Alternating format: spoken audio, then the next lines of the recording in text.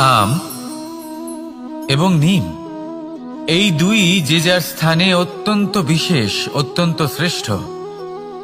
আম আমাদের শক্তি বাড়ায়, আর অন্যদিকে নিম রোগের সাথে লড়াই করার আমাদের ক্ষমতা বাড়ায়। এবার আম অত্যন্ত মিষ্টি হয় আর নিম অত্যন্ত তিক্ত। তাই এই কারণে কি নিমের নিরাশ হওয়া উচিত বা নিজেকে ঘৃণা করা উচিত? তার স্বাদ তিক্ত? কখনোই নয়। দেখুন, নিম তিক্ত, এতে নিমের কোনো দোষ নেই। দোষ হলো জিহ্বার, যে মিষ্টি পছন্দ করে, তিক্ত পছন্দ করে না। কিন্তু যদি আপনি নিজের জীবনে নিমের প্রয়োগ না করেন, তাহলে আপনার রোগ প্রতিরোধ ক্ষমতা বাড়বেই না। তাই নিম হলো অত্যন্ত গুরুত্বপূর্ণ। এর থেকে আপনি কি শিক্ষা পেলেন? এটাই যে জীবনে কখনো অন্য কারোর মাপকাঠি দ্বারা নিজেকে পরখ করবেন না। আপনার যোগ্যতা, আপনার বিশেষত্ব, আপনার গুণ, অপগুণ, এই সব কিছু আপনি নিজে বুঝে নিন, সেটাই যথেষ্ট। আসুন আর আমার সাথে ভালোবেসে বলুন, রাধা রাধা। আমরা সকলে জীবনে ঈশ্বরের কাছে কিছু না কিছু প্রার্থনা করি, আর ঈশ্বর যখন আমাদের মনস্কামনা পূরণ করেন তখন আমরা প্রসন্ন হয়ে যাই। কিন্তু যখন ঈশ্বর আমাদের মনস্কামনা পূর্ণ করেন না, তখন আমরা ভাবি, সন্দেহ করি যে সত্যি ঈশ্বর আছেন। আপনাকে একটা কথা বলি, আপনি যদি ঈশ্বরের সম্মুখে নিজের ইচ্ছে বা মনস্কামনা রাখেন আর ঈশ্বর তা পূরণ করেন, তার অর্থ হলো ঈশ্বর এটা জানেন যে আপনার তার প্রয়োজন রয়েছে। কিন্তু যদি আপনি কামনা করেন আর তা পূর্ণ না হয়, তাহলে শুধু এটা মনে রাখবেন যে ঈশ্বর সেই সব দেখতে পান যা আপনি দেখতে পাচ্ছেন না। দ্বিতীয় কারণ হলো এটা, ঈশ্বর এটা খুব ভালো করে জানেন যে যে ইচ্ছে আপনি রাখছেন, সেই ইচ্ছে আপনি নিজে নিজের জোরে পূর্ণ করতে পারেন। তাই যদি আপনার ইচ্ছে ঈশ্বর পূর্ণ করেন, তাকে ধন্যবাদ জানান। আর যদি উনি আপনার ইচ্ছে পূর্ণ না করেন, তাহলে আরো ধন্যবাদ জানান। কারণ হয় উনি আপনার মঙ্গল চাইছেন, বা উনি আপনাকে ততটাই যোগ্য বলে মনে করছেন যে আপনি নিজেই নিজের ইচ্ছে, নিজের স্বপ্ন পূরণ করতে পারবেন। নিজের কর্ম করতে থাকুন, জীবনের সামনে এগোতে থাকুন, আর আমার সাথে ভালোবেসে বলুন, রাধা রাধা। একটা গাই আর একটা বাছুরের মধ্যে কেমন সম্পর্ক থাকে? একটা গাই নিজের বাছুরকে ডাকে, আর সেই বাছুর হাজার হাজার গাইয়ের মধ্যে থেকেও নিজের মাকে চিনতে পেরে যায় আর নিজের মায়ের সাথে এসে জড়িয়ে পড়ে। আর কিছুটা ঠিক এরকমই সম্পর্ক হলো আপনার কর্ম এবং আপনার কর্মফলের মধ্যে। আপনি যেমন কর্ম করবেন, আপনার কর্ম আপনার কর্মফলকে ডাক দেবে, আর আপনার কর্মফল কোথাও না কোথাও থেকে আপনাকে খুঁজতে খুঁজতে এসে আপনার সাথে জড়িয়ে পড়বে। তাই উচিত এটাই হবে যে আপনি সৎকর্ম করুন, কারণ ঈশ্বর যদি আপনাকে আপনার ভুলের জন্য ক্ষমা করেও দেন, আপনার কর্ম কিন্তু করবে না। তাই যদি আপনি দুষ্কর্ম করতে চলেছেন, তাহলে আপনি প্রস্তুত থাকুন, আর যদি আপনি শুভ কর্ম করতে চলেছেন, তাহলেও আপনি প্রস্তুত থাকুন। আপনার কর্ম যেমন হবে তেমন ফল আপনার কাছে নিজে থেকেই চলে আসবে। আজ না হোক কাল, কাল না হোক অন্য কোনো সময়, অবশ্যই আসবে। আসুন আমার সাথে ভালোবেসে বলুন, রাধা রাধা। কোনো বাড়িতে, কোনো পরিবারে যখন কারোর জন্ম হয়, তখন তা কত সুখের মুহূর্ত হয়। সেই ছোট্ট সন্তান যখন কিছুটা বড় হয়, সে হাঁটার চেষ্টা করে, আর সেই প্রক্রিয়াতেও খুব বড় একটা শিক্ষা লুকিয়ে রয়েছে, ঠেলে দেওয়া।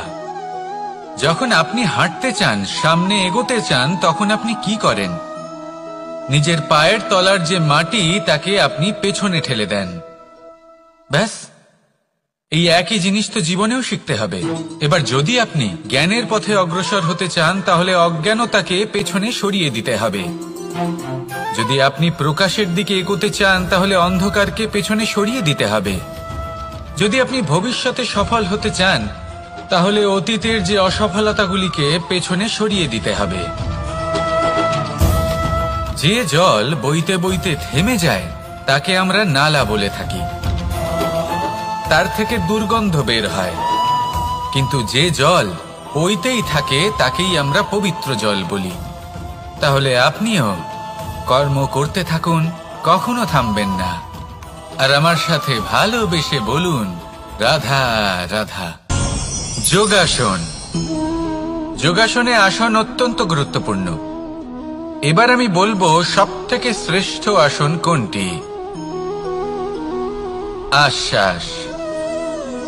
নিজেকে আশ্বস্ত করতে থাকুন যে আমি আছি, সব ঠিক হবে, যা হচ্ছে ভালোর জন্য হচ্ছে।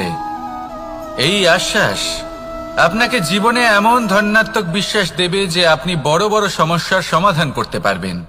এবার যদি কথা বলি সবথেকে কঠিন সময়ের, তাহলে সেটা হলো বিচ্ছেদের। যা মা সীতাকে সহ্য করতে হয়েছে শ্রীরামের জন্য, রাধা কৃষ্ণকেও সহ্য করতে হয়েছে।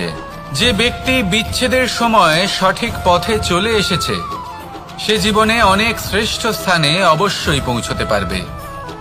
এবার যদি কথা বলি সবথেকে জরুরি এবং গুরুত্বপূর্ণ সময়ের, তাহলে সেটা হলো সংযোগ।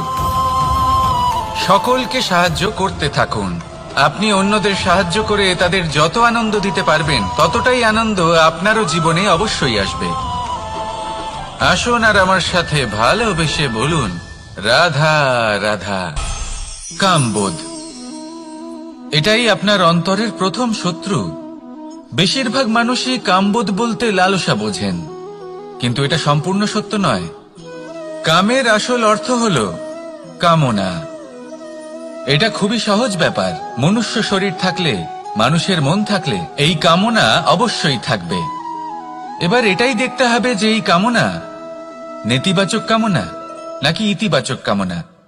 অন্য কারোর জিনিসে নজর দেওয়া, অন্য কোনো মানুষের উপর নজর দেওয়া, কোনো অনুচিত বস্তুর দিকে নজর দেওয়া, এই নেতিবাচক কামনা। আর এই দুষ্কামনা মানুষকে দিয়ে অপকর্ম করাবেই করাবে। তাই মনে রাখবেন, যে ব্যক্তি নিজের কামনাকে নিয়ন্ত্রণে রাখতে পারেন তিনি সঠিক পথেও থাকেন, সঠিক লক্ষ্যে পৌঁছতেও পারেন। যিনি কামনা নিয়ন্ত্রণে রাখতে পারেন না তিনি তার পথও হারিয়ে ফেলেন এবং লক্ষ্যচ্যুতও হন। তাই মনে রাখবেন, নিজের কামনাগুলিকে নিয়ন্ত্রণে রাখুন। কাম নামক এই শত্রুর ওপর বিজয় লাভ করুন। আর আমার সাথে ভালোবেসে বলুন, রাধা রাধা। আমাদের জীবনে দুই ধরনের সম্পত্তি হয়ে থাকে। এক হলো ভৌতিক সম্পত্তি, এক হলো জৈবিক সম্পত্তি। অর্থ, সম্পদ, সুবিধে, খাদ্য, এইসব ভৌতিক সম্পত্তির মধ্যে পড়ে। ব্যক্তি, মিত্র, পরিবার, আমাদের আপনজন, আত্মীয় স্বজন সব জৈবিক শ্রেণীতে পড়ে। আর প্রত্যেক মানুষের পক্ষে এই বিভাজন বোঝা অত্যন্ত আবশ্যক। কারণ মূলত আমাদের ব্যবহার দুই রকমের হয়ে থাকে। হয় আমরা ভালোবাসি বা আমরা সদ্ব্যবহার করি। আর সবথেকে বড় ভুল আমরা তখন করি যখন আমরা বুঝতেই পারি না যে ভালোবাসবো কাকে আর ব্যবহার করব কাকে। আমরা ভৌতিক সম্পত্তি ভালোবেসে ফেলি আর ব্যবহার করি জৈবিক সম্পত্তিকে, যেখানে এটা অনুচিত। জৈবিক সম্পত্তিকে ভালোবাসুন আর ভৌতিক সম্পত্তিকে ব্যবহার করুন। যেদিন আপনার মধ্যে এই বোধ জাগ্রত হবে যে কাকে ভালোবাসবেন আর কাকে ব্যবহার করবেন, সেই দিন আপনার জীবনে শুধুই শান্তি বিরাজমান হবে। আর তখন এই মন প্রসন্ন হয়ে বলবে, রাধা রাধা।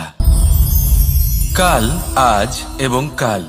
আমাদের সমগ্র জীবন এই তিনটির আশেপাশেই ঘুরতে থাকে। আমরা সবসময় বিগত সময়ের বিষয়ে ভাবতে থাকি। অতীতে যদি আমাদের দ্বারা কোনো ভুল হয় সেই বিষয়ে ভেবে ভেবে আমরা সবসময় অনুতাপ করতে থাকি। এটা উচিত নয়। দেখুন, অতীতের থেকে শিক্ষা লাভ করা অত্যন্ত আবশ্যক, কিন্তু সেই ভুল যাতে আবার না হয় সেই কাজটা কিন্তু আপনাকে বর্তমানেই করতে হবে, তাই না? দ্বিতীয় কথা, আমরা সবসময় ভাবি আগামী দিনের বিষয়ে, ভবিষ্যতের বিষয়ে। আমরা ভাবি যে কাল করে নেব, আজ এই কাজ করতে পারছি না, কোনো ব্যাপার নয়, কাল করে নেব। আজ কাজটা শুরু করতেই পারলাম না, কোনো ব্যাপার নয়, কাল করে নেব। আজকের দিনটাই ভালো ছিল না, কোনো ব্যাপার নয়, সেটা কাল করে নেব। ব্যাপারটা বুঝুন, আপনি নিজের সময় নষ্ট করছেন। দেখুন, এই যে কাল, তা কখনোই আপনার হাতে আসবে না। তাই যে কাজ করতে চান সেটা আজকেই করুন, অন্তত শুরুটা করুন। কারণ এই আগামী সময় তা সবসময় আপনার থেকে এক কদম আগে থাকবে, একদিন এগিয়ে থাকবে। জানেন কেন? কারণ এই কাল আপনার জন্য অপেক্ষা করবে না, সেই জন্য আপনিও এর জন্য অপেক্ষা করবেন না। যা করার তা আজকেই শুরু করুন। কারণ যে বর্তমানে নিজের ভিত স্থাপন করেন না, ভবিষ্যৎকালে তার সুন্দর শক্তিশালী ভবন কখনো নির্মাণই হয় না। আসুন আর আমার সাথে ভালোবেসে বলুন, রাধা রাধা। সাফল্য খুব সহজ এক শব্দ। এটা হলো সেই সব শব্দের মধ্যে অন্যতম যা মানুষ একটু বুঝলেই ভাবেন সব বুঝে ফেলেছি। আর যেই উনি বুঝতে পারেন সাফল্য কি, আজীবন সেই সাফল্যের পেছনেই ছুটতে থাকেন। এই সাফল্য হলো একটা খেলার মতো, যাতে মানুষ নিজের সমস্ত জীবন বাজি লাগিয়ে দেন। আর প্রত্যেক খেলার মতোই এরও কিছু নিয়ম রয়েছে। আর প্রাথমিক নিয়ম হলো, এই সাফল্য লাভ করার জন্য সাফল্য লাভ করার স্বপ্ন আপনাকে অবশ্যই দেখতে হবে আগে। হ্যাঁ, কিন্তু শুধুমাত্র স্বপ্ন দেখলেই কিছুই হবে না। স্বপ্ন দেখুন, তারপরে আপনার নিজের নিদ্রাকে ভঙ্গ করতে হবে, দিনরাত পরিশ্রম করতে হবে, দিনরাত চেষ্টা করতে হবে। তবেই এই সাফল্য আপনার কাছে আসবে আর আপনার পদানত হবে। তাহলে স্বপ্ন দেখুন আর পরিশ্রম করে তাকে সার্থক করুন। যদি এটা করেন তবেই সাফল্য সহজেই আপনার কাছে আসবে। আর তখন মন প্রসন্ন হয়ে বলবে, রাধা রাধা। সমস্যা, প্রত্যেকের জীবনেই সমস্যা আসা যাওয়া করে। আর প্রত্যেক মানুষ সমস্যা আসার পর তার সমাধান খুঁজতে উঠে পড়ে লাগেন। কিন্তু যখনই সমস্যার সমাধান হয়ে যায়, আমরা সুপ্রসন্ন হয়ে যাই এবং অসাবধানও হয়ে যাই। আমাদের মনে হয় যে আমরা সম্পূর্ণরূপে সমস্যার অন্ত করেছি, কিন্তু কোথাও না কোথাও একটা ছোট্ট বীজ রয়েই যায়। আর সেই বীজ আমাদের অসাবধানতার ছত্রছায়ায় বড় হতে থাকে, আর তারপর মহা সংকট হয়ে আবার আমাদের উপর আক্রমণ করে। এই সংকট যে কোনো রূপে আসতে পারে, কোনো শত্রুর রূপেও আসতে পারে, বা কোনো মহামারীর রূপেও আসতে পারে। সেই জন্য সবসময় সাবধান থাকাই উচিত। কারণ অসাবধান হলে কি হয়, আমাদের সুরক্ষা চক্রে একটা ছেদ উৎপন্ন হয়, আর আমাদের শেষ করতে পারে এমন এক বাণ সেই ছেদ বিন্দু হয়ে আমাদের হৃদয়ে প্রবেশ করতে পারে। তাই যে কোনো সমস্যার সমাধান করুন, জয়ী হন, উৎসবও পালন করুন, কিন্তু সাবধানে থাকবেন। আসুন আর আমার সাথে ভালোবেসে বলুন, রাধা রাধা। এই সংসারের অন্তের এর বিনাশের প্রারম্ভ কিভাবে হয়? কোন যোগের মাধ্যমে, কোন ভয়ানক অসুরের আগমনে, নাকি প্রকৃতির রাগের কারণে? না, এই সংসারের বিনাশের প্রারম্ভ হয় আমি থেকে। এই আমি, এই তুমি, এটা আমি করেছি, ওটা তুমি করেছো, এটা আমার, ওটা তোমার, আদি ইত্যাদি। এই ভাব যখন মনে বাসা বেঁধে নেয়, সর্বপ্রথম ঘর ভাগ হয়, তারপর বসতি, তারপর প্রাণ, আর তারপর দেশ, আর সবার শেষে সমস্ত সংসার ভাগ হয়ে যায়। আর এই ভাগ হয়ে যাওয়া শেষে মনোমালিন্যে পরিণত হয়। এখন এমত অবস্থায় কি করা যেতে পারে? কিভাবে বাঁচা যায় এই পরিস্থিতির থেকে? কিভাবে দূরে থাকা যায় এই বিনাশের থেকে? উত্তর সেই একটাই, করুণা। একে অপরের দরকারগুলি বুঝুন, একে অপরের সমস্যাগুলি বুঝুন, একে অপরের দুঃখের সাথী হয়ে দাঁড়ান, একে অপরের সুখের ভাগীদার হন। আর শেষে যখন এই আমি আমরাতে পরিণত হবে, তখন এই বিনাশ নিজে থেকেই দূরে চলে যাবে। তাহলে আমরাতে বিশ্বাস করতে শিখুন, আর আমার সাথে ভালোবেসে বলুন, রাধা রাধা। এই মুদ্রা, এবারে ভাবুন, এটাই আমাদের জীবন, জীবনের সুখ আর দুঃখ। এই মুদ্রার, এই জীবনের দুটি দিক। কিন্তু যখনই আমরা ঈশ্বরের কাছে প্রার্থনা করি, তখনই আমরা সুখ চাই, আর সেই সুখ আসেও। আর যখনই সেই সুখ আসে, তখন ব্যক্তি সর্বপ্রথম তাকে ভুলে যায় যে দুঃখের সময় ওনার সাথে ছিলেন। আর এমত অবস্থায় উনি সাহায্য করেন না, উনি করেন উপকার। আর এই উপকারের বদলে মানুষের থেকে উনি নিজের জন্য শ্রদ্ধা চান। আর সেই শ্রদ্ধা, সেই চাহিদার কারণে উনি নিজেকে অন্যদের থেকে শ্রেষ্ঠ, অন্যদের থেকে ভিন্ন মনে করতে বিবশ হয়ে যান। আর আলাদা হবার কারণে তার মধ্যে জেগে ওঠে অহংকার, আর সেটাই হয় তার পতনের কারণ। এবার এতে কি করা যেতে পারে? কি চাওয়া যেতে পারে ঈশ্বরের কাছে? এই প্রশ্ন অবশ্যই মনে আসে। ঈশ্বরের কাছে চান সুখ, শুধুমাত্র ততটাই যাতে অহংকার না আসে, আর দুঃখ ততটাই যাতে শ্রদ্ধা না চলে যায়। রাধা রাধা।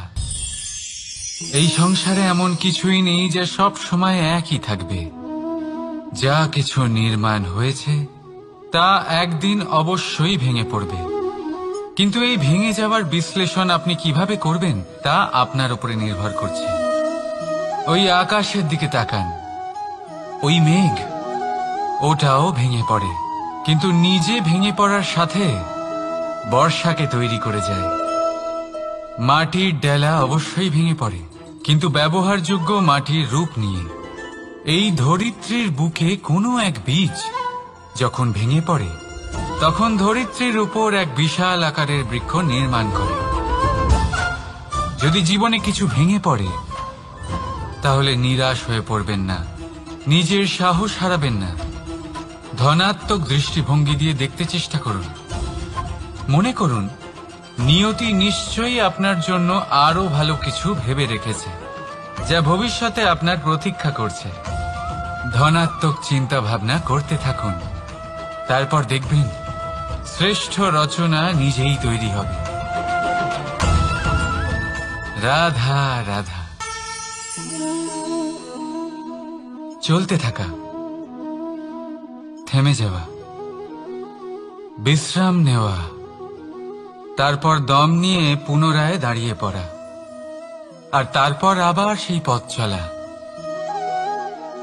এটা জীবনের অভিন্ন এক অঙ্গ, এটার থেকে আপনি পালাতে পারবেন না। কিন্তু এই অঙ্গকে আপনি নিজের জীবনে কিভাবে প্রয়োগ করবেন, কিভাবে তাকে কাজে লাগাবেন, সেই সিদ্ধান্ত আপনাকে নিতে হবে। যারা হেরে যান তারাও জীবনে থমকে যান, আবার যারা জেতেন তারাও দাঁড়িয়ে পড়েন।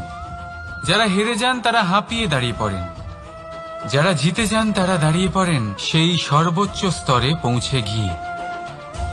এবার দাঁড়াতে তো আপনাকে হবেই, তা হতেই হবে। কিন্তু কখন, কিভাবে দাঁড়াবেন, ক্লান্ত হয়ে নাকি সর্বোচ্চ স্তরে পৌঁছে গিয়ে, সেই সিদ্ধান্ত আপনার। অবশ্যই দাঁড়িয়ে পড়ুন, কিন্তু ক্লান্ত হয়ে নয়, কারণ আপনাকে পুনরায় দাঁড়িয়ে পড়তে হবে, পুনরায় যাত্রাপথে এগোতে হবে এবং সর্বোচ্চ স্তরে পৌঁছতেই হবে। রাধা রাধা। স্বপ্ন, আমরা জীবনে স্বপ্ন দেখতে থাকি, সেটা পূরণ করার পূর্ণ প্রয়াস করে থাকি। কিন্তু এই স্বপ্ন পূরণ না হওয়ার পরিস্থিতিতে আমরা ভেঙে পড়ি, ছিন্ন বিচ্ছিন্ন হই, আর তারপর এই বোঝা আমরা আগামী প্রজন্মের ওপর রীতিমতো চাপিয়ে দিই। আমরা এটাই মনে করি যে আমরা যেটা হতে পারিনি সেটা আমাদের সন্তান অবশ্যই হবে। আমরা যা কখনো পাইনি আমাদের সন্তান অবশ্যই তা পাবে। এটা যে অনুচিত সেটা আমরা ভাবি না, কিন্তু এটা ভুল, আর এই ভুল আমরা সকলেই করে থাকি। সন্তান, প্রকৃতি আর পরমাত্মার আশীর্বাদ। ওদের ভেতরে তাদের নিজের একটা অস্তিত্ব লুকিয়ে থাকে, সেটা রাধা রাধা। এই পুকুর দেখছেন আপনি? পুকুরের জল কখনো প্রবাহিত হয় না, একই স্থানে জমে থাকে, আর সেই কারণে কিছুদিন পর ময়লা হতে শুরু করে। কিন্তু তাও আমরা একে ত্যাগ করি না, আমরা তবুও একে পুজো করি। শুধুমাত্র এই কারণে নয় যে অতীতে সে আমাদের তৃষ্ণা মিটিয়েছে, কিন্তু এই কারণেও যে যদিও বা সে ভবিষ্যতে আমাদের তৃষ্ণা না মেটায়, কিন্তু প্রয়োজন হলে আগুন অবশ্যই নেভাতে পারে। ঠিক সেই রকমই হয় আমাদের সম্পর্ক, সম্পর্ক যা আমরা বহু বছর পরিশ্রম করে তৈরি করি, যে দরকার পড়লে আমাদের সহায়ক হয় কোনো না কোনোভাবে। সেই জন্য সম্মান করতে শিখুন এই সম্পর্কগুলিকে, শিখুন এই সম্পর্কগুলিকে অটুট রাখতে। কথায় কথায় এই সম্পর্কগুলিকে ভেঙে দিতে শিখবেন না। রাধা রাধা। বিষ, এই শব্দটা শুনলেই মনে অনেক কল্পনা জন্ম নেয়। কল্পনা অসহ্যকর তিক্ততা, কল্পনা অত্যন্ত বেদনাদায়ক মৃত্যু। এবার যদি আপনাকে জিজ্ঞেস করা হয় যে সবচেয়ে বিষাক্ত বিষ কোনটা, তাহলে আপনি কি বলবেন? কেউ বলবে সর্পের বিষ, কেউ বলবে কাঁকড়া বিছের, কেউ বলবে কালকিউটের বিষ। কিন্তু না, এই সমস্ত রকম বিষ সেই বিষের সামনে টিকতে পারবে না যাকে আমরা বলে থাকি কানের মধ্যে ঢালা বিষ। শুনতে অত্যন্ত মিষ্টি, কিন্তু তিক্ততায় অত্যন্ত বিষাক্ত। পেটের মধ্যে যাওয়া এই বিষ শুধুমাত্র একটি মানুষের মৃত্যুর কারণ হয়, কেবল একটি।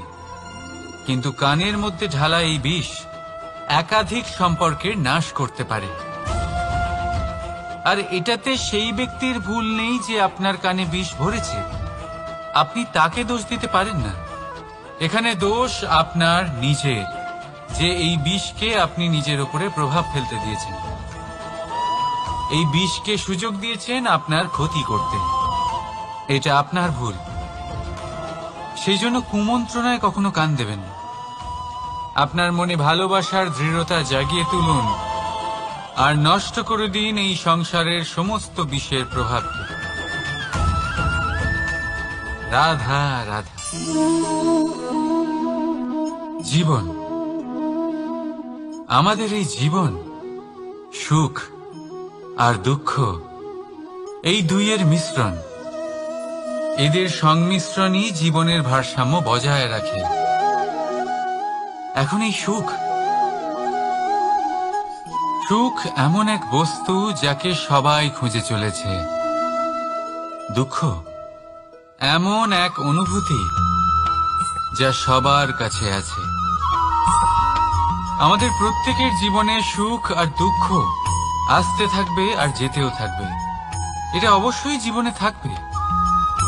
কিন্তু সফলতা, এটা সবার জীবনে আসে না। কেন? কারণ এই সফলতা সুখ আর দুঃখের দ্বারা প্রাপ্ত হয় না। সফলতা প্রাপ্ত হয় নিজের উপরে বিশ্বাস করতে থাকে। আকাশের ওই সূর্যকে দেখুন, সূর্যের বিশ্বাস আছে নিজের উপর যে সে সমস্ত জগৎকে আলোকিত করতে পারবে, নিজের প্রথম রশ্মি দিয়ে অন্ধকারকে দূর করতে পারবে।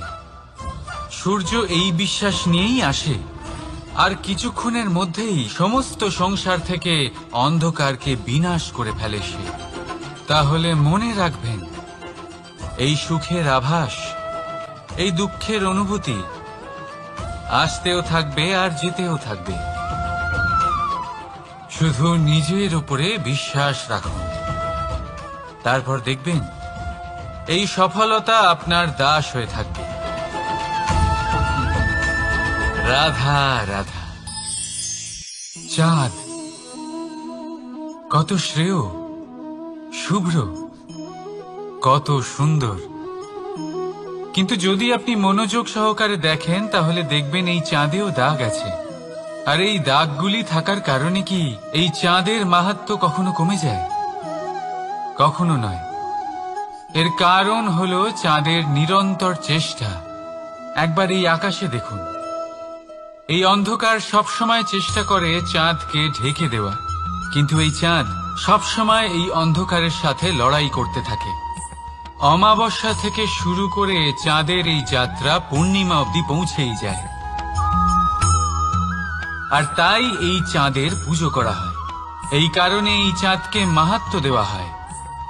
এইভাবেই যদি আপনার মধ্যে কোনো দোষ থাকে, কোনো খারাপ কিছু থাকে, তাহলে সেটা কোনো বড় ব্যাপার নয়।